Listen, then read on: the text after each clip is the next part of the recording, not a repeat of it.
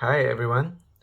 The SEO series has ended, and of course, I will still do updates whenever there's some new SEO information, as and when needed. After all, digital marketing is always changing, right? Today we start a new series, email marketing.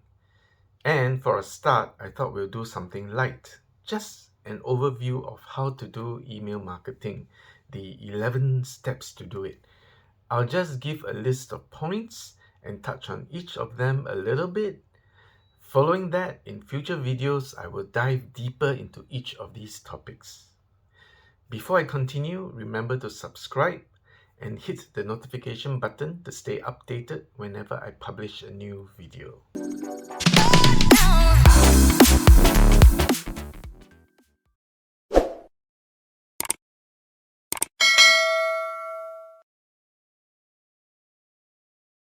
Do you get a lot of emails? I'm sure you do, right? So do I. So, does email marketing work? The good news is it still does.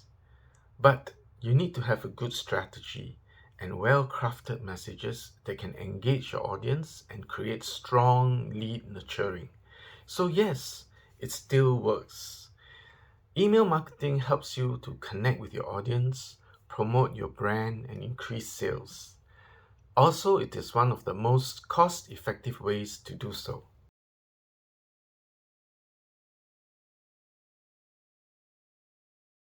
The first thing to do is to create an email marketing plan.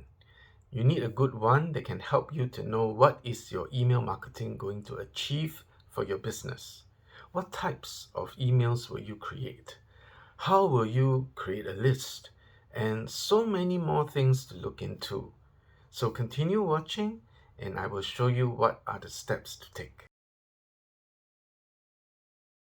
A part of your email marketing strategy will require you to have a clear idea of who your audience is in order to effectively communicate with them. Sit down and think hard about who you are selling your products to. You can do customer personas. There may be more than one.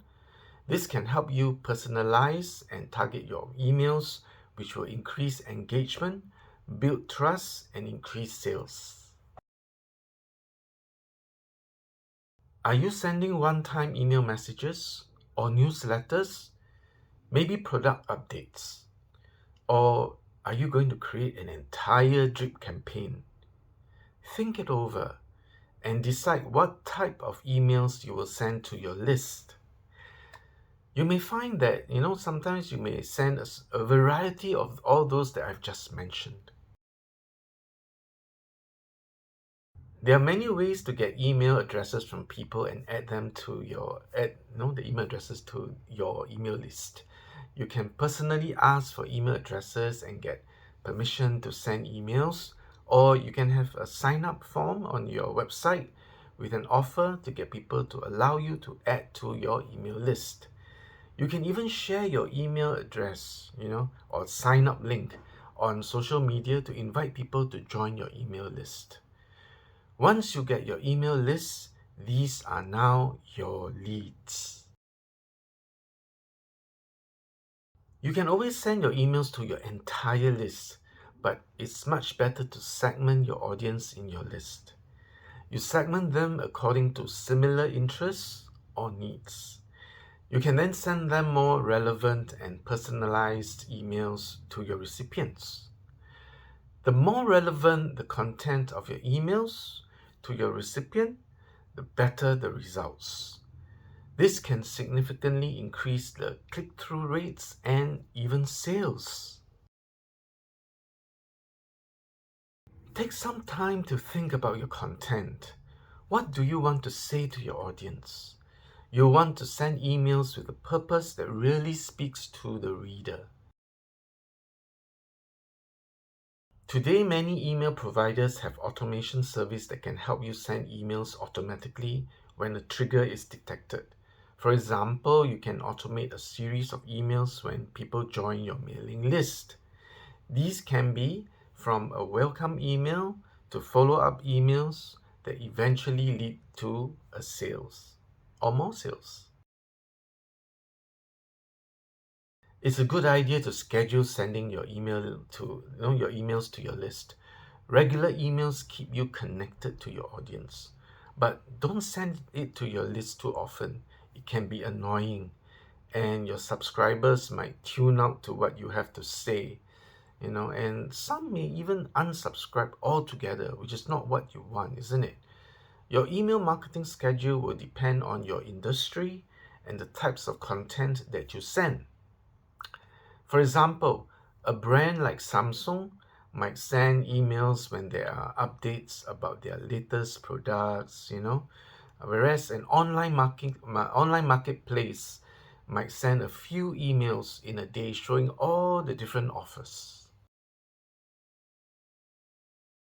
Would you like to know which subject lines get the most opens and clicks from your audience? Or what time of the day most of your readers are most likely to make a purchase through your campaign? You can find all that out and more by running A/B tests. The tests let you experiment with different versions of your emails to see how the different changes, all the little changes that you make, can impact your results. When you find the ones that work best, rinse and repeat. Make sure your emails are easily read on a mobile phone. Nothing turns a user off more than hard to read email. They will just delete it. Check font size to make sure the text is easy to read on a mobile phone. Check that the buttons and the links to make sure that they are easily clickable. They are far apart, not too close, so you don't accidentally click the wrong button. There's a whole long list of things to look out for.